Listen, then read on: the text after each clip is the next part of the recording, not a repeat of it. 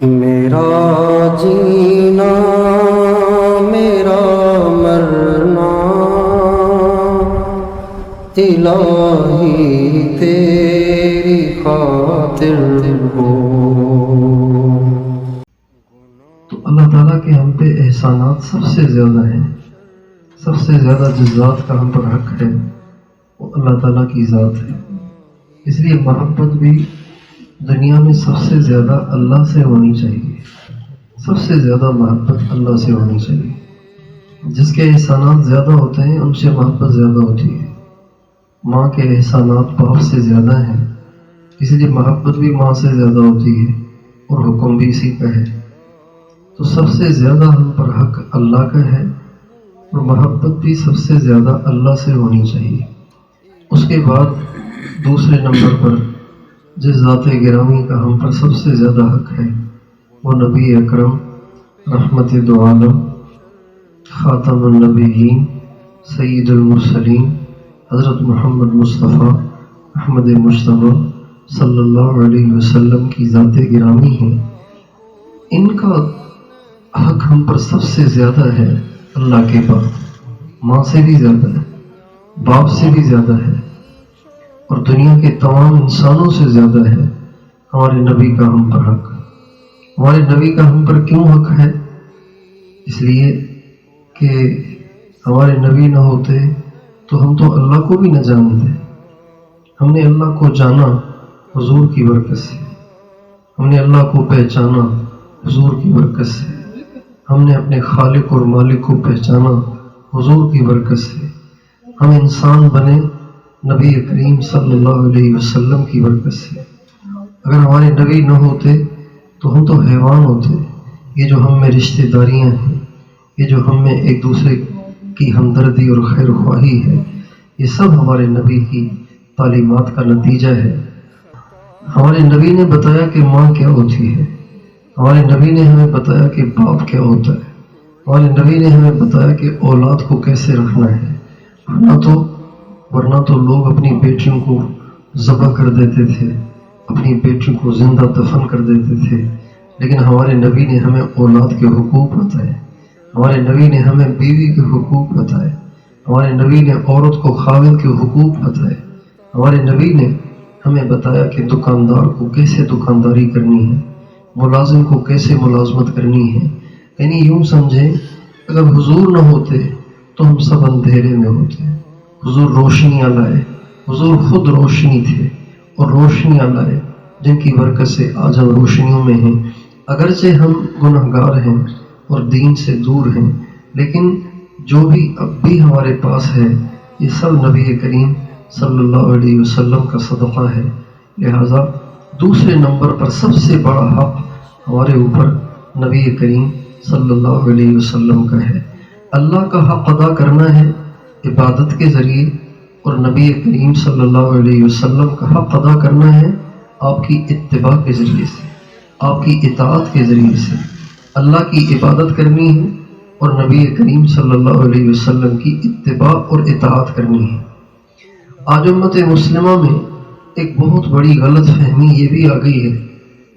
آج امت مسلمہ میں ایک غلطی جو عموماً پائی جا رہی ہے وہ یہ ہے کہ ہم اپنے نبی سے محبت کرتے ہیں، لیکن اپنے نبی سے محبت اپنی مرضی سے کرتے ہیں۔ حالانکہ محبت مرضی سے نہیں ہوتی، محبت کا مقصد ہی محبوب کو خوش کرنا ہوتا ہے۔ محبت صرف اظہار جذبات کا نام نہیں ہے، محبت صرف اظہار جذبات کا نام نہیں ہے، بلکہ محبت محبوب کو خوش کرنے کا نام ہے۔ آپ اپنے محبوب کو خوش کریں، یہ اصل اظہار محبت ہے۔ یعنی کہ آپ اپنے من کو خوش کرنے کے لیے ان سے محبت کا اظہار اس انداز سے کریں کہ ان کو تکلیف ہو، ان کو دکھ ہو۔ یہ حماقت ہے، یہ جہالت ہے، یہ ناسمجھی اور نادانی ہے۔ اس لیے محبت اپنے نبی سے محبت کا اظہار اپنے نبی کو خوش کر کے کرنا ہے۔ نبی کریم صلی اللہ علیہ وسلم سے محبت صرف ہمیں ہی نہیں ہے، نبی کریم صلی اللہ علیہ وسلم کا عاشق تو زمانہ ہے، نبی کریم صلی اللہ علیہ وسلم کا عاشق تو سارا جہان ہے۔ اور جب سے آپ دنیا میں تشریف لائے ہیں تب سے آپ سے محبت کرنے والوں کی تعداد دنیا میں سب سے زیادہ ہے. کسی محبوب کے اتنے عشاق نہیں ہوئے جتنے عشاق ہمارے نبی کے ہوئے. کسی کی محبت میں اتنے قصیدے نہیں پڑھے گئے جتنے قصیدے ہمارے نبی کی محبت میں پڑھے گئے. کسی کو اتنا نہیں چاہا گیا جتنا ہمارے نبی کو چاہا گیا ہے. اور صرف آپ کی پیدائش کے بعد نہیں، آپ کو آپ کی پیدائش سے پہلے بھی چاہا گیا ہے. آپ کو آپ کی پیدائش سے پہلے بھی آپ سے محبت کی گئی ہے، اور آپ کے بارے میں قصیدے کہے گئے ہیں. چنانچہ نبی کریم صلی اللہ علیہ وسلم کی تشریف آوری سے پہلے جو کتابیں آئی تھیں ان میں بھی آپ کا تذکرہ تھا. انجیل میں حضرت عیسیٰ علیہ السلام کے ذریعے سے یہ بشارت دی گئی کہ میرے بعد ایک نبی آئیں گے جن کا نام احمد ہوگا.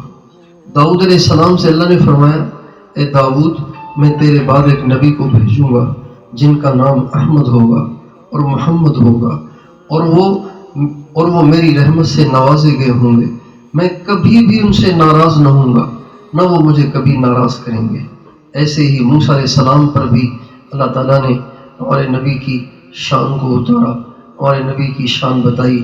موسیٰ علیہ السلام بھی ہمارے نبی کے گرویدہ تھے، عیسیٰ علیہ السلام بھی ہمارے نبی کے گرویدہ تھے، ابراہیم علیہ السلام بھی ہمارے نبی کے گرویدہ تھے، آدم علیہ السلام تک بھی جو دنیا کے پہلے انسان ہیں وہ بھی ہمارے نبی کے گرویدہ تھے. حضرت شیخ مولانا زکریا صاحب رحمۃ اللہ علیہ نے اور حضرت مولا علی قاری رحمۃ اللہ علیہ نے اپنی کتابوں میں اس حدیث کو نقل کیا ہے اور بتایا ہے کہ یہ حدیث اگرچہ ضعیف ہے لیکن اس کے اتنے شواہد ہیں کہ یہ حدیث حسن کے درجے کو پہنچ جاتی ہے. چنانچہ وہ فرماتے ہیں کہ حضرت آدم علیہ السلام سے جب غلطی ہوئی اور وہ اللہ تعالیٰ سے معافیاں مانگتے رہے اور ان کی توبہ قبول نہیں ہو رہی تھی، تو ایک دن اللہ تعالیٰ سے کہنے لگے، یا اللہ میں تجھے واسطہ دیتا ہوں محمد صلی اللہ علیہ وسلم کا، آپ میری توبہ کو قبول کر لیجئے. اللہ تعالیٰ نے فرمایا، آدم آپ تو پہلے انسان ہیں، تو آپ کو کس نے کہا کہ محمد کوئی ہے؟ تو کہا، یا اللہ جب آپ نے مجھے پیدا فرمایا تھا، بنایا تھا، میں نے آنکھ کھولی تھی تو میں نے عرش کے پایوں پہ لکھا دیکھا تھا، لا الہ الا اللہ محمد الرسول اللہ. اللہ تعالیٰ نے فرمایا، ہاں آدم، لولا ما خلقتک، وہ نہ ہوتے تو میں تجھے بھی پیدا نہ کرتا. اللہ تعالیٰ نے ہمارے نبی کو ایسی محبوبیت عطا فرمائی کہ ابھی دنیا کا نظام شروع ہو رہا ہے اور ابھی پہلے انسان ہیں وہ بھی آپ کے گرویدہ ہیں، اور ساری دنیا آپ کی گرویدہ ہے. اللہ تعالیٰ نے ایسی ہمارے نبی کو محبوبیت عطا فرمائی اور ایسی ہمارے نبی کو شان عطا فرمائی. تو ہمارے نبی کو صرف ہم نہیں چاہ رہے، ہمارے نبی کو ساری دنیا نے چاہا، ہمارے نبی کو انسانوں نے چاہا، جنات نے چاہا، فرشتوں نے بھی ہمارے نبی کو چاہا. جب ہمارے نبی صلی اللہ علیہ وسلم تشریف لے گئے آسمانوں پر حضرت جبریل علیہ السلام کے ساتھ، اور پہلے آسمان پہ پہنچے اور دروازہ کھٹکھٹایا، تو پہلے آسمان کے فرشتوں نے ہمارے نبی سے پوچھا، حضرت جبریل سے پوچھا، جبریل پوچھا کون؟ کا جبریل. کا ساتھ کون ہے؟ کا محمد. کا بلائے گئے ہیں؟ کا ہاں. جو ہی دروازہ کھلا تو سب کہنے لگے، مرحبا مرحبا مرحبا مرحبا. بہت عظیم الشان نبی آ گئے، بہت عظیم الشان نبی آ گئے. اور یوں آپ کا استقبال کیا گیا، آپ کو پروٹوکول دیا گیا، آپ کا اعزاز کیا گیا. یوں ہی دوسرے آسمان پہ بھی ہوا، تیسرے آسمان، چوتھے آسمان. پہلے آسمان پہ ہمارے نبی کی ملاقات حضرت آدم علیہ السلام سے ہوئی، دوسرے آسمان پہ ملاقات ہمارے نبی کی حضرت عیسیٰ اور حضرت یحییٰ علیہ السلام سے ہوئی، تیسرے آسمان پہ ملاقات ہمارے نبی کی حضرت یوسف علیہ السلام سے ہوئی. یوسف علیہ السلام سے جب ملاقات ہوئی تو ہمارے نبی فرماتے ہیں، لقد اعطی الشطر الحسن. حضرت یوسف علیہ السلام کو جب دیکھا تو وہ اتنے حسین تھے، اتنے خوبصورت تھے کہ ایسے لگ رہا تھا جیسے اللہ تعالیٰ نے حسن کے 2 حصے کیے ہیں اور ایک بہت بڑا حصہ اکیلے حضرت یوسف کو دیا ہے اور باقی سارا حسن ساری دنیا میں بانٹا ہے. اتنے حسین تھے، اتنے حسین تھے. یہ ہمارے نبی نے خبر دی معراج سے واپسی کے بعد. اور لیکن اب اس پہ یہ سننے والے عاشقان رسول کو یہ اشکال پیدا ہوگا کہ یوں یہ کیسے اللہ کے نبی تو بہت زیادہ حسین تھے. اس حدیث سے تو ایسے لگ رہا ہے جیسے حضرت یوسف علیہ السلام بہت حسین تھے. ظاہری بات ہے جب سارے حسن کا آدھا اکیلے ان کو ملا اور باقی ساری دنیا میں تقسیم ہوا تو ہمارے نبی بھی ساری دنیا میں ہیں تو آپ کے حصے میں بھی تھوڑا سا ہی آیا ہوگا.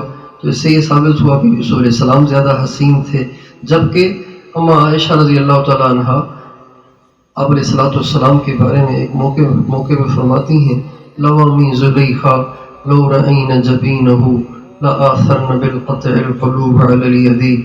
جن عورتوں نے حضرت یوسف علیہ السلام کے حسن کو دیکھ کر اپنے ہاتھ ٹکڑے ٹکڑے کر دیے تھے اگر وہ میرے نبی کے حسن کو دیکھ لیتی تو ہاتھوں کو نہیں کلیجوں کو کاٹ کے رکھ دیتی. اب ماں عائشہ فرماتی ہیں کہ حضور کا حسن زیادہ اور آپ علیہ السلام فرماتے ہیں حضرت یوسف کا حسن سارے کا سارا آدھا. تو ان دونوں باتوں کو علماء نے آپس میں یوں جمع کیا ہے. فرماتے ہیں کہ اللہ تعالیٰ نے اصل میں دو حسن بنائے تھے. ایک حسن کا آدھا حضرت یوسف کو دیا, آدھا ساری دنیا میں بانٹ دیا, اور جو دوسرا حسن تھا وہ سارے کا سارا اکیلے ہمارے نبی کو دے دیا. تو اب عاشقان رسول کا دل مطمئن ہو جائے گا کہ ہاں بے شک ہمارے نبی حضرت یوسف سے بھی زیادہ حسین تھے. آپ فرماتے ہیں چوتھے آسمان پہ جب میں گیا تو میری ملاقات حضرت ادریس سے ہوئی, پانچویں پہ حضرت ہارون سے ہوئی, چھٹے پہ حضرت موسیٰ سے ہوئی اور ساتویں پہ حضرت ابراہیم علیہ السلام سے ملاقاتیں ہوئیں. اور ہر آسمان پہ آپ کو ایسا پروٹوکول دیا گیا کہ آپ سے پہلے کسی کو ایسا پروٹوکول نہیں ملا, اور آسمانوں کی سیر آپ سے پہلے کسی نے کی بھی نہیں. ہمارے نبی کو فرشتوں نے بھی چاہا, انسانوں نے بھی چاہا, جنات نے بھی چاہا, اور ہمارے نبی کو جانوروں نے بھی چاہا. جانوروں نے بھی آپ سے محبت کی, آپ کی عظمت کو پہچانا, آپ کی عظمت کو, آپ کی شان کو پہچانا. نبی کریم صلی اللہ علیہ وسلم کے پاس ایک صحابی آئے, کہنے لگے یا رسول اللہ میرا جو اونٹ ہے وہ باغی ہو گیا ہے, میں پریشان ہوں, وہ چار دیواری میں بند ہے اور کوئی بھی داخل ہوگا تو اس کو چیر پھاڑ دے گا, تو ہمیں کیا کرنا چاہیے؟ آپ علیہ السلام اس انصاری کے ساتھ چلے گئے اور انہوں نے مجھے لے چلو. جب آپ اس کی کنڈی دروازہ کھول کے اندر جانے لگے چار دیواری میں, کہنے لگے یا رسول اللہ آپ اندر نہ جائیں, وہ آپ کو نقصان نہ پہنچائے. فرمایا نہیں, آپ کنڈی کھولیں. کنڈی کھولی گئی. جو ہی سرکار اس چار دیواری میں داخل ہوئے تو وہ باغی اونٹ اور وہ مست اونٹ اور وہ پاگل اونٹ بھاگا ہوا آیا اور آ کے اپنے سر کو آقا کے قدموں میں ڈال دیا. آپ علیہ السلام نے اس کی مہار کو پکڑا اور مالک کو پکڑایا, فرمایا یہ مہار پکڑو, آج کے بعد یہ کبھی مست نہیں ہوگا, آج کے بعد کبھی یہ باغی نہیں ہوگا. آپ علیہ السلام تشریف فرما تھے مسجد نبوی میں. مسجد نبوی کے دروازے پہ بھیڑیوں کا ایک مجمع اکٹھا ہو گیا, بھیڑیوں کا ایک مجمع اکٹھا ہو گیا. صحابہ نے آپ کو بتایا رسول اللہ بھیڑیوں کا مجمع اکٹھا ہوا ہے, پتہ نہیں کیا مسئلہ ہے, اور کون کر رہے ہیں. آپ علیہ السلام تشریف لائے اور آپ نے فرمایا یہ بھیڑیے میری عدالت میں درخواست لے کے آئے ہیں کہ جب سے آپ تشریف لائے ہیں اب آپ کے صحابہ کی بکریاں ہم سے کھائی نہیں جاتی, اور اللہ نے ہماری غذائیہ بنائی ہے, اب ہم جائیں تو کہاں جائیں, بھوک بھی ہم سے برداشت نہیں ہوتی, اور آپ کے صحابہ جو آپ کے صحابہ ہیں ان کی بکریاں بھی ہم سے نہیں چھینی جاتی اور چیری پھاڑی جاتی, اب ہم جائیں تو کہاں جائیں. ہمارے نبی سے بھیڑیوں نے بھی محبت کی, ہمارے نبی سے جانوروں نے بھی محبت کی, ہمارے نبی سے کیڑے مکوڑوں نے بھی محبت کی, ساری دنیا نے ہمارے نبی سے محبت کی. ہم کوئی پہلے عاشقان رسول نہیں ہیں کہ ہم جیسے چاہیں اپنے نبی سے محبت کا مظاہرہ کریں, بلکہ ہم محبت میں بھی پابند ہیں. ہمیں محبت ایسے کرنی ہے کہ ہمارے آقا کو خوشی ہو, ہمارے آقا ہم سے راضی ہوں, اور ہماری یہ محبت اللہ کے ہاں محبت شمار بھی ہو. بہت سے لوگ ایسے ہوتے ہیں کہ جو محبت کا دعویٰ کرتے ہیں لیکن جس سے محبت کا دعویٰ کرتے ہیں وہ ماننے کو ہی تیار نہیں ہوتے. وَكُلٌّ يَدَّعِي بِوِصَالِ لَيْلَىٰ وَلَيْلَىٰ لَا تُقِرُّ لَهُمْ بِذَاكَ. شاعر کہتا ہے لیلا کے عشق کے دعوے دار تو بڑے ہیں لیکن لیلا بھی مانے کہ یہ میرا عاشق ہے, یہ کمال کی بات ہے. نبی کریم صلی اللہ علیہ وسلم سے عشق کا دعویٰ دنیا میں کون ہے جس نے نہیں کیا؟ ہندوؤں نے بھی ہمارے نبی سے عشق کیا, عیسائیوں نے بھی ہمارے نبی سے عشق کیا, ہمارے نبی کے دشمنوں نے بھی ہمارے نبی سے محبت کی. میرے پاس ایک کتاب ہے, اس میں ایک عالم نے पूरी दुनिया के काफिर लोगों ने हमारे नबी की मोहब्बत में जो कसीदे कहे हैं वो उन्होंने जमा किए। हिंदुओं के कसीदे, बुद्ध मतों के कसीदे, बनियों के कसीदे, ईसाइयों के कसीदे, यहूदियों के कसीदे, जिन्होंने हमारे नबी की शान बयान की। तो हमारे नबी के आशिक हम अकेले नहीं, यहाँ सारा जहान ही फिदा हुआ पड़ा है, सारा आलम ही आप पे फिदा हुआ पड़ा है। लेकिन हमें मोहब्बत ऐसे करनी है कि जिससे हमारे नबी को खुशी हो। मोहब्बत सीखनी है तो सहाबा से सीखें, मोहब्बत सीखनी है तो हमें हज़रत अबू बकर सिद्दीक़ की शागिर्दी इख्तियार करनी पड़ेगी। मोहब्बत सीखनी है, इश्क़ रसूल का सबक सीखना है तो हज़रत अबू बकर सिद्दीक़ की शागिर्दी में आना पड़ेगा, हज़रत अली की शागिर्दी में आना पड़ेगा, हज़रत उस्मान, हज़रत उमर की शागिर्दी में आना पड़ेगा। ये वो हैं जिन्होंने हमारे नबी से इश्क का हक़ अदा किया, हक़ अदा किया। नबी करीम सल्लल्लाहु अलैहि वसल्लम से हज़रत अबू बकर सिद्दीक़ ने तो ऐसी मोहब्बत की, ऐसी मोहब्बत की, ऐसी मोहब्बत की कि ये हमारे मुआशरे को बर्बाद करने के लिए लोगों ने लैला मजनू के किस्से चला दिए और हीर रांझा के किस्से चला दिए और ससुई पुन्नू के किस्से चला दिए। जबकि मोहब्बत मोहब्बत मोहब्बत में जो कमाल को पहुँचे वो हज़रत अबू बकर सिद्दीक़ से। इन्होंने मोहब्बत की वो सीढ़ियाँ चढ़ी हैं और मोहब्बत के वो दर्जात तय किए हैं जो आज तक न किसी ने की है न कोई कर सकता। नबी करीम सल्लल्लाहु अलैहि वसल्लम के जब इंतकाल का वक्त करीब आया तो गालिबन हफ्ते का दिन था, गालिबन हफ्ते का दिन था। आपका इंतकाल पीर को हुआ और ये गालिबन जुम्मेरात का दिन था। हाँ, जुम्मेरात का दिन था, जुम्मेरात का दिन था। ज़ुहर की नमाज का टाइम था और अंसार आपके हुजरे के चक्कर काट रहे थे, बार बार दरवाजे पे आते थे, बहुत देर बैठे रहते थे, फिर उठ के चले जाते, फिर आके बैठ जाते, यूं आपके हुजरे के चक्कर काटते रहे।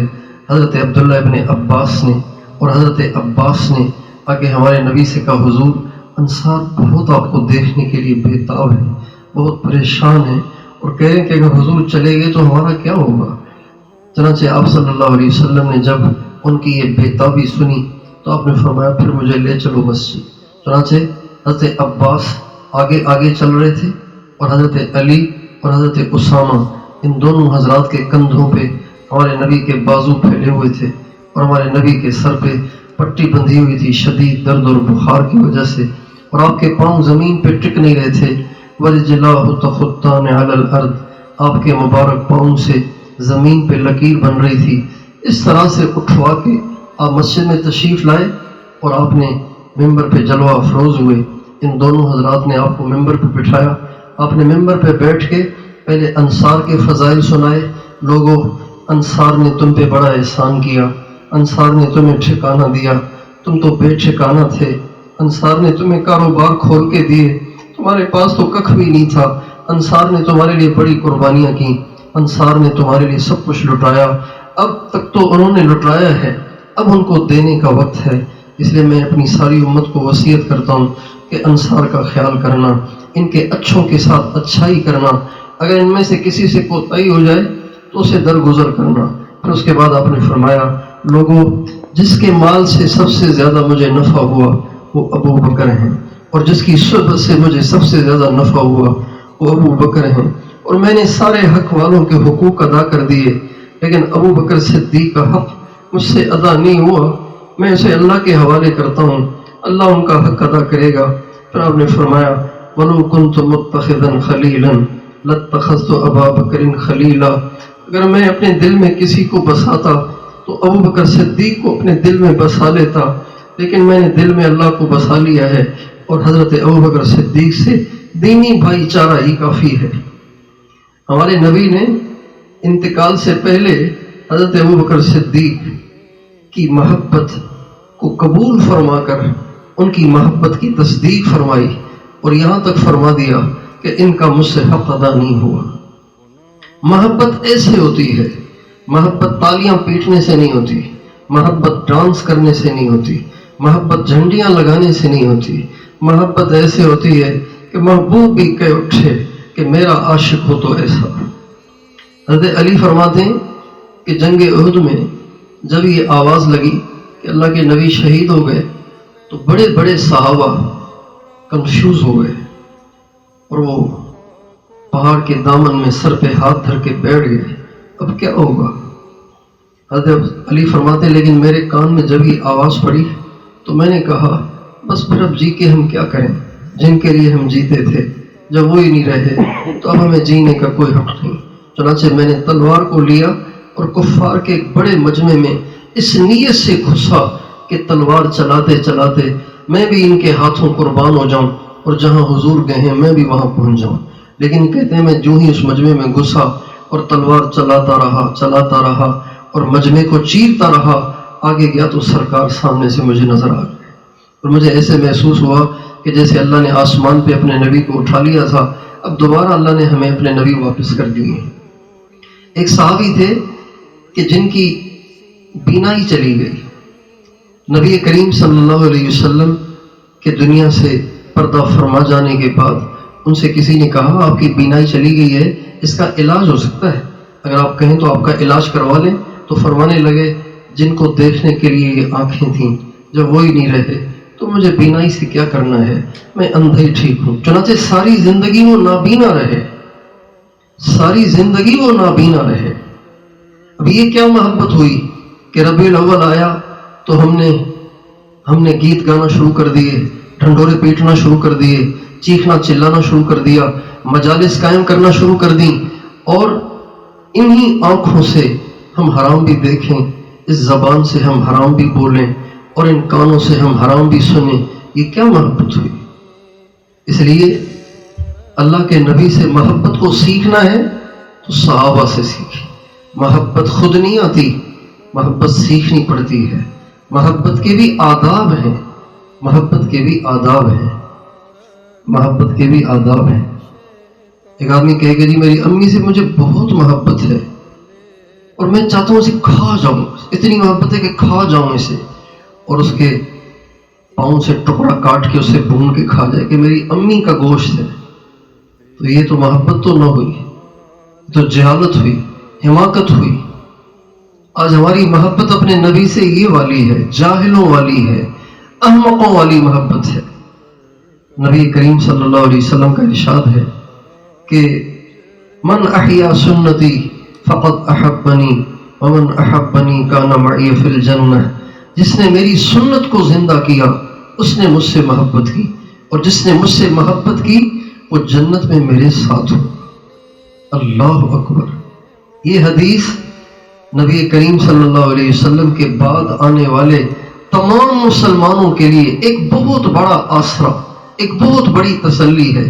ورنہ ہم تو یہ سوچ کے مایوسی میں چلے جاتے اور یہ سوچ کے ہم احساس کمتری میں چلے جاتے کہ چونکہ ہم حضور کے زمانے میں پیدا نہیں ہوئے تو ہم تو کہاں حضور کو پا سکیں گے اور حضور سے مل سکیں گے اور حضور کے قریب رہ سکیں گے. ہم کہاں، حضور کہاں، ہم تو 15ویں صدی کے گرے پڑے گندے مسلمان ہیں، ہماری تو بخشش ہی ہو جائے تو بڑی بات ہے.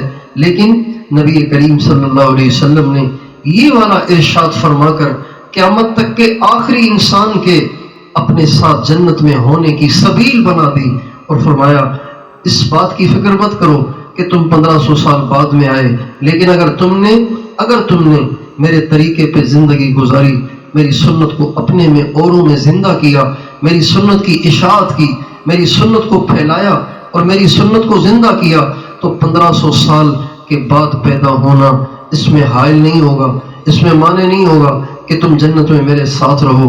1500 سال کیا، 15,000 برس بعد بھی تم پیدا ہوئے تو جنت میں تم میرے ساتھ ہو. کتنی بڑی بات ہے، کتنی بڑی بات ہے.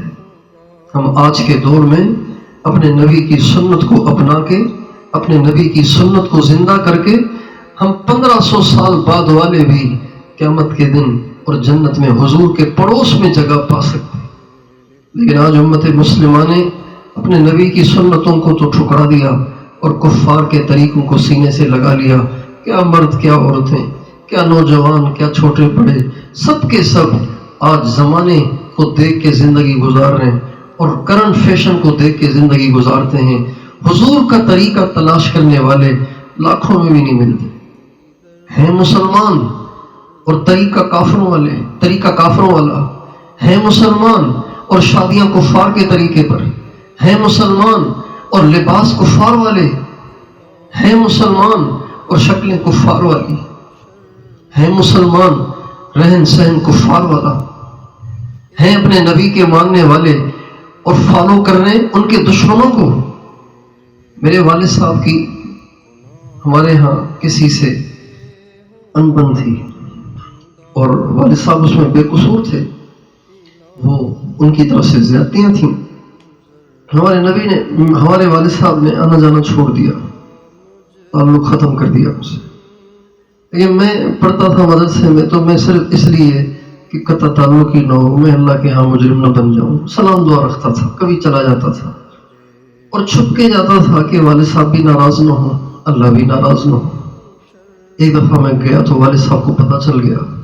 میں آیا تو والد صاحب شدید غصے میں تھے, شدید غصے میں. میں نے والد صاحب کی تو کوئی بے ادبی نہیں کی. میں نے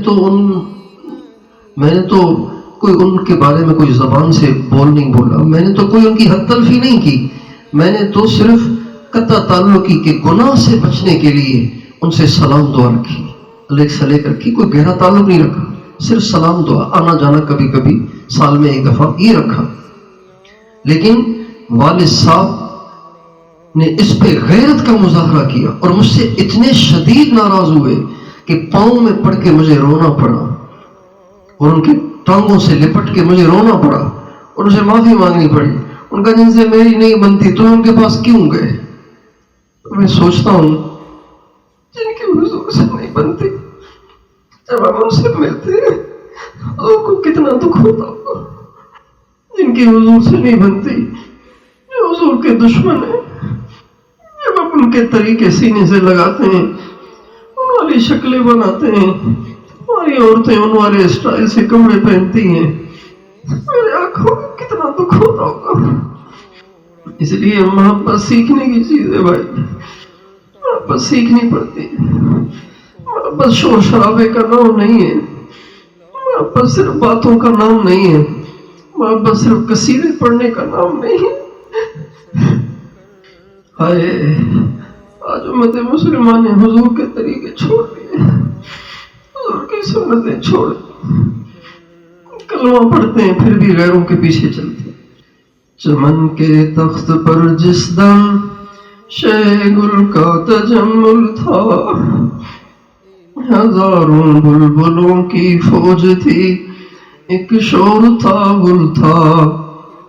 جب آئے دن خزاں کے کچھ نہ تھا جز خار گلشن میں, بتاتا باغباں رو رو یہاں غنچہ یہاں گل تھا. شاعر نے اس میں ایک چمن کے مالی اور باغبان کی کارگزاری سنائی. کہتے ہیں کہ ایک باغ بڑا خوبصورت تھا, بڑا ہرا بھرا اور مہکتا تھا. بڑی اس کی لوگوں نے تعریف سنی. کوئی شخص دور دراز سے اس باغ میں گھومنے کے لیے آیا. جب آیا تو اس نے تو بالکل برعکس دیکھا. نہ وہاں پھل پھول ہیں, نہ وہاں سبزہ ہے, نہ وہاں بلبلیں ہیں جو چہچہائیں, نہ وہاں کوئی ایسی خوبصورت شکل ہے. تو وہ بڑا حیران ہوا کہ جی میں نے تعریف تو اس کی بڑی سنی تھی, یہ کیا حال ہو رہا ہے یہاں پہ؟ یہ تو سارے درخت ہی جھڑے ہوئے ہیں اور یہاں تو پتے بھی نہیں ہیں, شاخیں بھی نہیں ہیں, کچھ بھی نہیں ہے. تو وہ باغبان رونے لگا. وہ کہنے لگا صاحب آپ اصل میں خزاں میں آئے ہیں, آپ بہار میں آتے تو آپ دیکھتے کہ اس باغ میں کتنا حسن تھا اور یہ کتنا پر رونق تھا. پھر وہ اسی باغ میں, اس اجڑے ہوئے باغ میں, اس اجڑے ہوئے گلستان میں اس آدمی کو لے کے گھومتا ہے اور وہ رو رو کے اسے سناتا ہے, یہاں غنچہ یہاں گل تھا. جب آئے دن خزاں کے کچھ نہ تھا جز خار گلشن میں. وہ جب آیا تھا دیکھنے والا اس وقت تو صرف کانٹے دار جھاڑیاں تھیں. چنانچہ وہ باغبان اس شخص کو انگلی سے پکڑ کے لے کے گھومتا ہے اور ان جھاڑیوں کے پاس سے گزرتے ہوئے روتا ہے اور کہتا ہے یہاں غنچہ تھا، یہاں گل تھا، یہاں پھل تھے، یہاں ہری بھری شاخیں تھی، اب کچھ بھی نہیں۔ ایک وقت تھا کہ ہم مسلمان اپنے نبی کے غلام تھے، ہماری ماں بیٹی پردہ دار تھی، ہمارے نوجوان پرہیزگار تھے، ان کے دامن پاک تھے، بے داغ تھے، ان کی نگاہیں پاک تھیں۔ اذانیں سن کے ہم دیوانہ وار نماز کی طرف بھاگتے تھے، مرد مسجدوں کا رخ کرتے تھے، عورتیں مصلی کا رخ کرتی تھیں، کوئی کام ہم سنت سے ہٹ کے نہیں کرتے تھے۔ آج ہم کیا زمانہ دیکھ رہے، خزاں کا زمانہ دیکھ رہے کہ نہ پردہ رہا، نہ حیا رہی، نہ تقوی رہا، نہ پاک دامنی رہی، نہ اتباع سنت رہی۔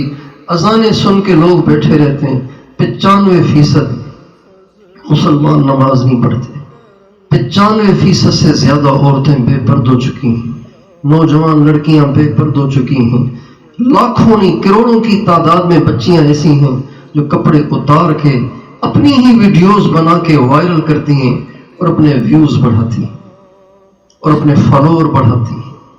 اس لیے ہم اپنے نبی سے محبت کریں، ان کا ہم پہ بہت بڑا حق ہے، ہم ان سے محبت کریں، لیکن محبت ایسے کریں کہ انہیں راحت ہو، اپنے من کو خوش نہ کریں، ان کو خوش کریں، وہ ہم سے راضی ہو، یا اللہ وہ ہم سے راضی ہو جائے۔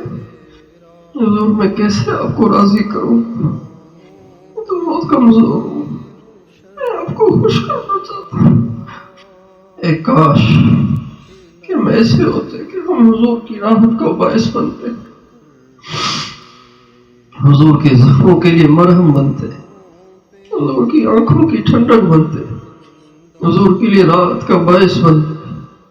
کیسے سامنا ہوگا قیامت کے حضور کا، حضور نے منہ پھیر لیا کیا ہوگا؟ اس لیے ہم اپنے نبی سے محبت کریں، ان کے حق کو پہچانیں، ان سے محبت ایسے کریں کہ وہ خوش ہوں، وہ خوش ہوں۔ 4 بچے ہیں، ان کو اپنے بوڑھے باپ سے بڑی محبت ہے، تو بازوؤں سے ٹانگوں سے پکڑ کے اس کو جھولے کی طرح جھولنا شروع کر دیں، بچے سے بچوں کو جھولتے ہیں، محبت ہے ہمیں۔ کتنی بڑی حماقت ہے یہ بھائی! محبت اپنے من کو خوش کرنے کا نام نہیں ہے، محبت محبوب کو راحت دینے کا نام۔ اور حضور کی راحت اس میں ہے کہ دنیا کا کوئی مسلمان سنت سے ہٹ کے زندگی نہ گزارے، دنیا کا کوئی مسلمان اللہ کو ناراض نہ کرے، دنیا کے کسی مسلمان کی نماز میں سستی نہ ہو، ذکر میں سستی نہ ہو، تلاوت میں سستی نہ ہو، دنیا کے کسی مسلمان کی نگاہیں آوارہ نہ ہو، اس کی زبان بے لگام نہ ہو، اس کی زبان سے کسی کی دل آزاری نہ ہو، اس کے کانوں میں کبھی حرام آواز نہ جائے، اس کا دل کبھی ناجائز کی طرف مائل نہ ہو۔ یہ ہمارے نبی کی اس میں خوشی ہے، کسی مسلمان کا دل، کسی مرد کا دل عورت کی طرف، کسی عورت کا دل کسی مرد کی طرف مائل بھی نہ ہو، اس میں ہمارے آقا کی خوشی ہے۔ سب کے ساتھ سلوک اچھا ہو، ہر مسلمان غصے کو پینے والا ہو، اس میں ہمارے آقا کی خوشی ہے۔ ہر مسلمان اپنے اوپر زیادتیاں کرنے والوں کی زیادتیوں کو سہنے والا ہو، یہ ہمارے نبی کی خوشی ہے۔ ہر مسلمان زیادتیاں کرنے والوں کو معاف کرنے والا ہو، اس میں ہمارے نبی کی خوشی ہے۔ ہر مسلمان تعلق توڑنے والوں سے جوڑتا ہو، اس میں ہمارے نبی کی خوشی ہے۔ ہر مسلمان دوسرے کا بھلا چاہتا ہو، اس میں ہمارے نبی کی خوشی ہے۔ کوئی کسی سے انتقام لینے کے جذبے سے بھرپور نہ ہو، اس میں ہمارے نبی کی خوشی ہے۔ ہر ایک کا دل اوروں کے لیے بالکل صاف ستھرا ہو، اس میں ہمارے نبی کی خوشی ہے۔ ہر مسلمان اپنی ماؤں کے پاؤں دھو کے پیے، اپنے باپ کے پاؤں دھو کے پیے اور اپنے باپ کی خدمت کرے، اپنی ماں کی خدمت کرے، اپنے باپ کی دعائیں لے، اپنی ماں کی دعائیں لے، اس میں ہمارے نبی کی خوشی ہے۔ ہر عورت اپنے خاوند کی خدمت کرے، اس کی دعائیں لے، اس کی فرما برداری کرے جائز حد تک، اس میں ہمارے نبی کی خوشی ہے۔ ہر خاوند اپنی بیوی کی عزت کرے، کبھی اس کی بے عزتی نہ کرے، اس کے عیبوں کو چھپائے، اس پہ پردہ ڈالے، اس کو پیار دے، سمجھائے بھی تو نرمی سے سمجھائے، کبھی اس کو ڈانٹے نہیں، اگر سمجھانا بھی پڑے تو اوروں کے سامنے نہیں، تنہائی میں سمجھائے، اس میں ہمارے نبی کی خوشی ہے۔ اپنے بچوں کو دین سکھائیں، اپنے بچوں کو نیکی سکھائیں، اپنے بچوں کی صحیح تربیت کریں، اس میں ہمارے نبی کی خوشی ہے۔ اللہ نے مال دیا ہو تو اس کی زکوٰۃ پابندی سے دی جائے، اس میں ہمارے نبی کی خوشی ہے۔ حج کرنے کی استعداد ہو تو ضرور جائے، اس میں ہمارے نبی کی خوشی ہے۔ تعصِ الإلہ وأنت تظہر حبہ وهذا لعمری فی الفعال بدیع لو كان حبك صادقا لأطعته ان المحب لمن يحب مطیع۔ تو نافرمانیاں بھی کرتا ہے اور محبت کے دعوے بھی کرتا ہے۔ اللہ کی قسم یہ بات بہت عجیب ہے، جو کسی کا عاشق ہوتا ہے وہ تو اس کا فرما بردار ہوتا ہے۔ طلحہ بن برا اللہ کے نبی سے ملنے آئے، دوسرے بھی لوگ مل رہے تھے، مسافہ کر کے جا رہے تھے، یہ آئے اور مسافے پہ اکتفا نہ کیا بلکہ لپٹ گئے، چومنے لگ گئے۔ آپ نے فرمایا طلحہ زیادہ محبت ہے مجھ سے؟ کہ حضور بہت محبت ہے۔ آپ نے فرمایا ٹھیک ہے، پھر جاؤ جا کے اپنے باپ کا سر کاٹ کے لے آؤ، ایک روایت میں اپنی ماں کا سر کاٹ کے لے آؤ۔ طلحہ اتنی پھرتی سے بھاگے کہ تھوڑی سی بھی تاخیر ہوتی تو باپ اور ماں کا سر کاٹ کے قدموں میں لا کے ڈال دیتے۔ اللہ کے نبی نے روکا، نہیں طلحہ، میں تو چیک کر رہا تھا کہ تمہیں ماں باپ سے زیادہ مجھ سے محبت ہے کہ نہیں، میں تو رشتے توڑنے نہیں، رشتے جوڑنے آیا ہوں، میں تو ماں باپ کا تقدس سکھانے آیا ہوں۔ حضرت سواد ایک صحابی ہیں، آپ علیہ السلام صفیں سیدھی کر رہے تھے تو آپ کے ہاتھ میں تیر تھا شاید، تو آپ نے ان کے پیٹ پہ رکھ کے ہلکا سا چبھویا اور فرمایا تھوڑا سا پیچھے ہو جاؤ، سب سیدھی کرو۔ جو ہی چبھویا نا، یہ میدان جنگ کی بات ہے، جو ہی چبھویا کہنے لگے حضور آپ نے مجھے تکلیف، اوجعتنی، حضور آپ نے مجھے تکلیف دی۔ فرمایا پھر قد بدلہ چاہیے، اور فرمایا لے لو۔ آپ نے دونوں بازو پھیلا دیے، فرمایا لے لو۔ کہ آپ نے مجھے پیٹ پہ رکھا ہے تیر، آپ کپڑا ہٹائیں تو میں بھی پیٹ پہ بدلہ لوں گا۔ جب حضور نے اپنے پیٹ سے کپڑا ہٹایا، حضرت سواد حضور سے چپک گئے اور اپنے ہونٹوں سے حضور کے جسم کو چومنے لگے اور کہا حضور میں بھلا آپ سے کیا بدلہ لے سکتا ہوں، میں تو یہ چاہتا تھا کہ مجھے لگ رہا ہے کہ اس جنگ میں شہید ہو جاؤں گا، میں چاہتا تھا کہ دنیا میں سب سے آخری چمڑی جو میری چمڑی سے لگے وہ آپ کی ہو، آپ کے جسم کو چوم کے چھو کے میں دنیا سے جاؤں۔ غزوہ احد میں اللہ کے نبی شہداء میں پھر رہے تو حضرت عمارہ بن زیاد کے پاس سے گزرے، وہاں آپ کھڑے تھے، حضرت زیاد زخموں سے چور آخری سانس لے رہے تھے۔ جب انہوں نے دیکھا کہ آقا کھڑے ہوئے تو ذرا تھوڑا سا گھسٹ کر، زخموں سے چور تھے، گھسٹ کر اپنے رخسار کو حضور کے قدموں پہ رکھا اور جان اللہ کے سپرد کر دی۔ اسی حال میں انتقال ہوا کہ ان کے رخسار سرکار کے پاؤں سے لگے ہوئے تھے۔ نکل جائے دم تیرے قدموں کے نیچے، یہی دل کی حسرت یہی آرزو ہے۔ اس لیے محبت کے جذبات سے بے خود ہو کر جہالت والے کام نہ کریں، بلکہ محبت کے جذبات میں آ کر ہم وہ کریں جس سے محبوب کو راحت ہو، احیاء سنت کریں، اتباع سنت کریں، غلامی نبی کو اختیار کریں، اپنی زندگی کا ہر کام اپنے نبی کی اطاعت کے مطابق کریں، کوئی کام اپنے نبی کی شریعت سے ہٹ کے نہ کریں، اس سے حضور کو تکلیف ہوگی، کوئی کام ایسا نہ کریں۔ اور اپنے نبی پر کثرت سے درود پاک پڑھیں، کثرت سے پڑھیں، کثرت سے پڑھیں۔ اللہ تعالیٰ نے کسی حکم کو دینے کے لیے یہ لہجہ نہیں اپنایا جو درود کا حکم دیتے ہوئے اپنایا ہے۔ اقیموا الصلاۃ وآتوا الزکاۃ ولیعفوا ولیصفحوا الا تحبون ان یغفر اللہ لکم۔ نماز قائم کرو، زکوٰۃ دو اور معاف کرو، درگزر کرو، غصے کو پیو، صبر کرو۔ اللہ نے یہ نہیں کہا صبر کرو میں بھی تو کرتا ہوں، تم کیا خوش کرتے ہو میں بھی تو کر رہا ہوں، تم بھی کرو۔ اللہ نے یوں نہیں کہا، لیکن یہاں اللہ یوں فرما رہے ہیں ان اللہ وملائکتہ یصلون علی النبی یا ایھا الذین آمنوا صلوا علیہ وسلموا تسلیما. پہلے دلیل اور سند کی طرح اپنی بات پیش کرتے ہیں. میں بھی یہی کرتا ہوں, میرے فرشتے بھی یہی کرتے ہیں. ایمان والو تم بھی کیا کرو. کیا؟ درود پڑھو, کثرت سے پڑھو. صلو علیہ وسلم تسلیما, درود بھی پڑھو اور خوب سلام بھی پڑھو. صحابہ نے پوچھا یا رسول اللہ سلام تو ہم آپ پہ پڑھتے ہی ہیں, آپ جب آپ کے پاس حاضر ہوتے ہیں آپ کہتے ہیں, ہم کہتے ہیں السلام علیکم یا رسول اللہ, تو درود کیسے پڑھیں؟ آپ نے فرمایا یوں کہو اللہم صلی علی محمد وعلی آل محمد کما صلیت علی ابراہیم وعلی آل ابراہیم انک حمید مجید. اللہم بارک علی محمد وعلی آل محمد کما بارکت علی ابراہیم وعلی آل ابراہیم انک حمید مجید. اور ہمیں یوں پڑھا کرو درود. ہمارے علماء اہل سنت کا عقیدہ ہے وہ بلکہ ان کا عقیدہ نہیں, ہمارے علماء اہل سنت فرماتے ہیں کہ درودوں میں سب سے افضل درود یہ ہے درود ابراہیمی.